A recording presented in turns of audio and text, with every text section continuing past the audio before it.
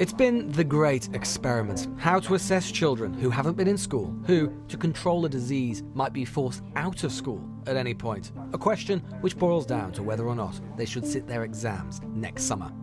Not for the first time in this pandemic, different things are happening in different parts of the UK.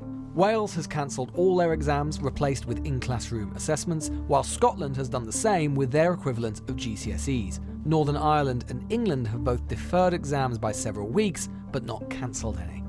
But the argument goes that that's not fair, given all the time missed, both in spring and less commonly appreciated now. English secondary school attendance for last week stands at 87%, better than some feared, but that's still down on where it should be, and 3,000 schools have 30 or more pupils self-isolating, many of those schools likely concentrated in the north of England.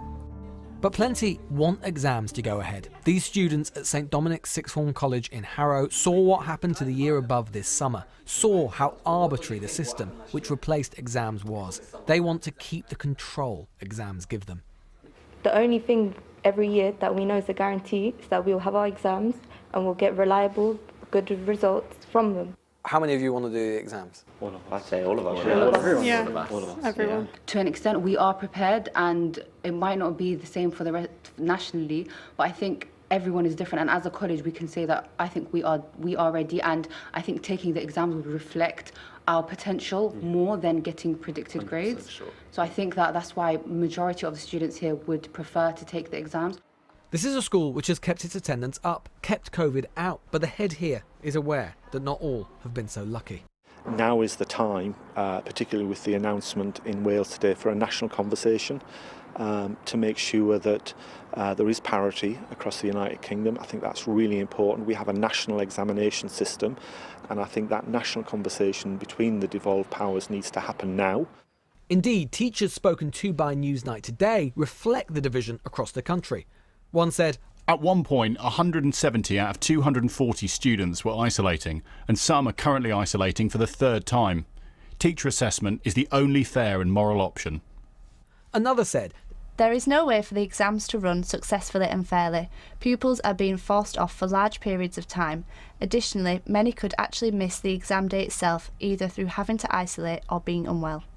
And another, "I have 50 Year 11s off at the moment, isolating. The whole year group has been off twice already. So 4 weeks of lost teacher time just this year. The exam boards have essentially made no changes to the content, so no idea how exams running as normal can be fair." Something which could bring teachers together are changes to how much is actually examined. The other possibility is that we say we'll only have some exams. So a typical A-level might have 3 papers. Well, we don't need to necessarily to do all 3 papers. So we could have a blend of some exams, some teacher assessment. We could also say that we won't have exams in all the subjects, just in some of them. So there are various possibilities, and it's really important that we look at all of them and we make sure that we understand the implications of each, not just on the whole cohort, but on particularly those students who are likely to be disadvantaged. This is a divisive subject which splits the education profession, often on the basis of school, type of cohort, where that cohort and school is. But there is one source of agreement, that whatever is to be done needs to be done quickly. That the nightmare scenario is getting to the spring, beyond the spring, and for the Department for Education to change the system at the last minute. In other words, what the system needs most of all is what has been in shortest supply: consistency. This is a year group perhaps even more unusual than the last. They end every school day aware that all they've learned might no longer be needed. All they're working for might change when the next school day begins anew.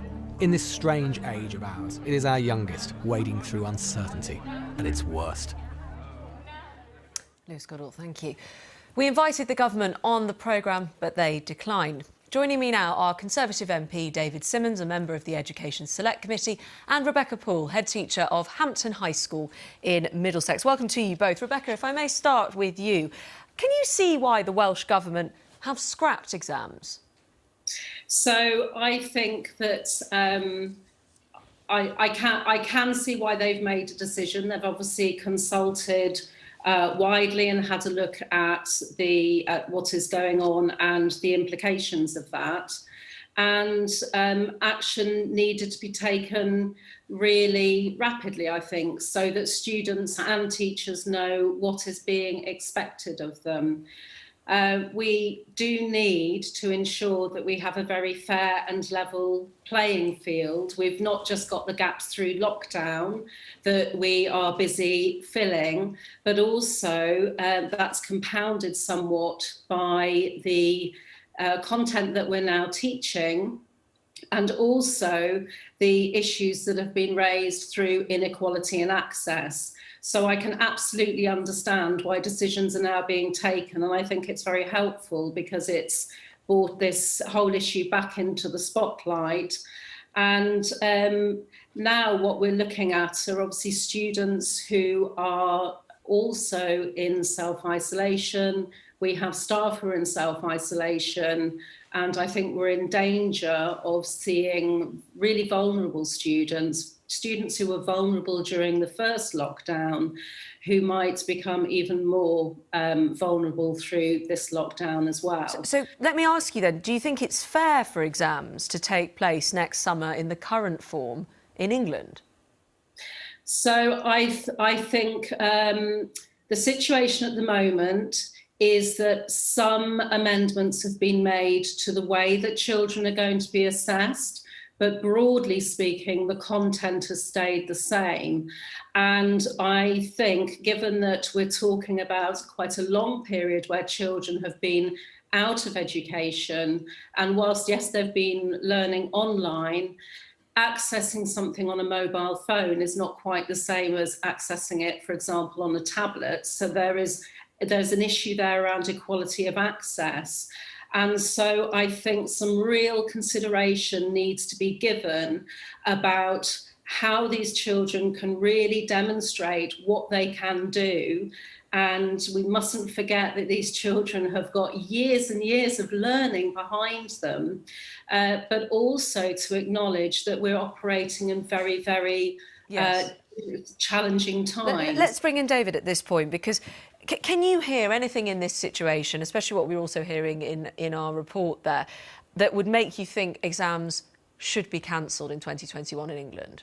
Examinations are a great leveller, and I think what we heard from young people is reflected in the evidence. We know that particularly for youngsters who are vulnerable, who come from disadvantaged backgrounds, tend to get better results in external examinations than they've got historically in centre assessed grades. So it's important in regular time. So it's really important. And it would have been true this year as well if we looked at the outcomes for the algorithm that was used to give predicted grades versus what schools had predicted. So it is important to try and make sure that those exams go ahead. And as we've just heard, the government has made efforts, and we've heard a lot of evidence at the Education Select Committee from ministers about this, by changing the timing of exams, by shifting the order of exams to give the maximum possible chance for that to go ahead. But of course, we have to recognise there's a lot of uncertainty with COVID. I think it's right we press ahead with trying to make sure that children have that chance, but there needs to be a good backup plan in place. And the autumn series of exams for GCSEs that were taking place for students who perhaps were going to resit after what would have happened in the summer, those have been run by schools very successfully this autumn. So it has been proven that schools can do those exams even under the lockdown conditions that are prevailing. But the Welsh Education Minister said that they can't provide an even playing field. So how can England? Well, Wales is also going for a form of externally moderated exams. So there has been some debate, and we've seen it in the media today, about whether what's been announced is the cancellation of exams or just exams in a different form. But the key thing to remember is that in England, we see a lot more transition, particularly for students at the age of 16. 71% of children in England change educational institution at 16, and that's not the case in Wales and Scotland. So those exams are really important both to the youngsters themselves, to meet their aspirations and to validate the efforts they put in so far, and also to the institutions that they're moving on to, so they know that they're ready to start those courses. But there's a recognition by you here that there is an issue around missed work, missed insights, what we've just been hearing there.